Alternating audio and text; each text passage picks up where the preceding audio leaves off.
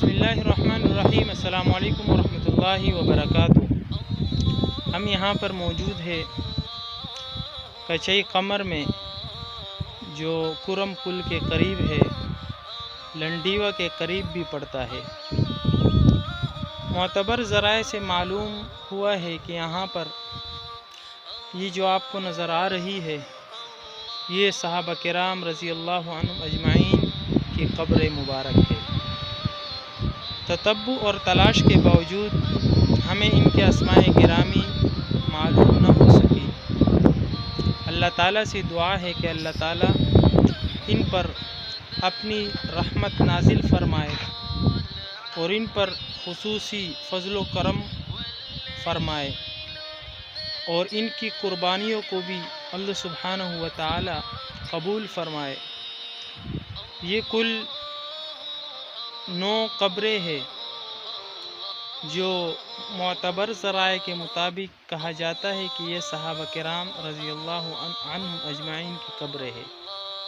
اللہ تعالیٰ ان کے توسط سے ہماری کامل مغفرت فرمائے۔ اللہ سبحانہ و تعالی ان کے توسط سے ہماری جائز حاجات کو قبول فرمائے، اور اللہ سبحانہ و تعالی ان کے توسط سے ہمارے تمام مریضوں کو شفائے کاملہ عاجلہ مستمرہ عطا فرمائے۔ اور اللہ تعالی یہاں پر اس کے علاوہ جتنی بھی قبریں ہیں، ان پر بھی خصوصی رحمت نازل فرمائے۔ ویڈیو بنانے کا مقصد ایک اہم مسئلے کی طرف آنے کے لیے ہے، اور وہ ہے دعا میں توسل۔ اللہ تبارک و تعالی سے دعا کرنے اور اپنی حاجت طلب کرنے میں کسی نبی یا ولی کو بطور وسیلہ کے ذکر کرنا، اور یوں کہنا کہ اللہ بوسیلہ فلاں نبی یا فلاں ولی میرے حال پر رحم فرما اور میری حاجت پوری کر، یہ جائز اور مسنون ہے، اور اجابت دعا میں نہایت مؤثر ہے۔ ان حضرت صلی اللہ علیہ وسلم نے ایک صحابی کو اس طرح دعا کرنے کا طریقہ تعلیم فرمایا ہے۔ ترمذی شریف میں ہے، اللہم انی اسألک واتوجہ الیک بنبیک محمد النبی الرحمہ۔ اے اللہ، تیرے نبی حضرت محمد صلی اللہ علیہ وسلم نبی رحمت کے وسیلے سے تجھ سے حاجت روائی چاہتا ہوں اور تیری طرف متوجہ ہوتا ہوں۔ ترمذی شریف جلد نمبر 2 صفحہ 197۔ باب فی دعاء النبی صلی اللہ علیہ وسلم وتعوذہ فی دبر کل صلاۃ۔ مشکاۃ المصابیح میں بھی یہ حدیث موجود ہے۔ باب جامع الدعاء الفصل الثالث۔ حسن حسین میں بھی اس کا ذکر ہے، المنزل الخامس میں، اور ابن ماجہ میں بھی اس کو صفحہ 100 پر ذکر کیا ہے۔ مشکات میں حدیث ہے کہ حضرت عمر فاروق رضی اللہ تعالی عنہ کا معمول تھا کہ جب قحط ہوتا تو حضرت عباس رضی اللہ تعالی عنہ کے توسل سے بارش کی دعا مانگتے اور کہتے، جس کا ترجمہ ہے، اے اللہ، ہم آپ کے نبی صلی اللہ علیہ وسلم کو وسیلہ بنایا کرتے تھے اور ان کا واسطہ دے کر تجھ سے دعا کیا کرتے تھے۔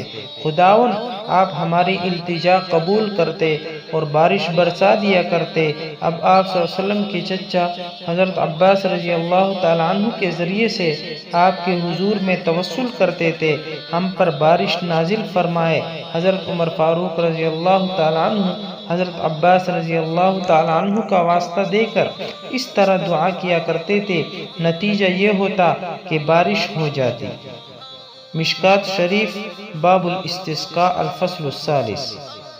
ہمارے حضرات اس قسم کے توسل کے قائل ہیں اور ان کا عمل یہی رہا ہے۔ حکیم الامت حضرت تانوی رحمہ اللہ تحریر فرماتے ہیں، اہل طریق میں مقبولان الہی کے توسل سے دعا کرنا بکثرت شائع ہے۔ حدیث سے اس کا ثبوت ہوتا ہے۔ مشکات میں امیہ سے روایت ہے، نبی صلی اللہ علیہ وسلم فتح کی دعا بتوسل فقراء مہاجرین کیا کرتے تھے۔ التکشف۔ امداد الفتاوی میں ہے توسل دعا میں مقبولان حق کا خواہ وہ احیاء ہو یا اموات ہو درست ہے۔ قصہ استسقاء میں حضرت عمر رضی اللہ تعالیٰ عنہ کا توسل، حضرت عباس رضی اللہ تعالیٰ عنہ سے قصہ زریر میں توسل جناب رسول اللہ صلی اللہ علیہ وسلم سے بعد وفات نبی بھی احادیث میں وارد ہے، اس لیے جواز میں کوئی شک نہیں۔ شیخ الاسلام حضرت مولانا مدنی رحمہ اللہ لکھتے ہیں کہ آپ سے توسل نہ صرف وجود ظاہری کے زمانے میں کیا جاتا ہے بلکہ اس برزخی وجود میں بھی کیا جانا چاہیے۔ محبوب حقیقی تک وصال اور اس کی رضا صرف آپ ہی کے ذریعے اور وسیلے سے ہو سکتی ہے۔ وسیلہ دراصل اللہ کی وہ رحمت ہے جس سے خدا کا مقبول بندہ نبی ولی نوازا گیا ہے۔ بس کسی نبی یا ولی کے وسیلے سے دعا کرنے کا مطلب یہ ہوتا ہے کہ اللہ تعالیٰ کی خاص رحمت اور خصوصی عنایت کو جو اس بندے پر ہے وسیلہ بنایا گیا۔ ناجائز توسل وہ ہے جس میں غیر اللہ کو مطلب براری میں معین اور فریاد رس سمجھا جائے کہ وہ ہی مدد فرمائیں گے اور ان کی مدد سے ہماری حاجت پوری ہوگی۔ یہ عقیدہ رکھنا درست نہیں ہے۔ ان حضرت صلی اللہ علیہ وسلم نے یہ بھی فرمایا ہے کہ کوئی شخص اپنے گھر سے نماز کے لیے یہ کہتے ہوئے نکلے کہ الہی بحق السائلین علیک، یعنی اے اللہ میں ان سوال کرنے والوں کے حق کے بدلے میں جو تجھ پر ہے اور میں اس نماز کی طرف جانے کے بدلے تجھ سے سوال کرتا ہوں تو اس کی دعا قبول ہوگی۔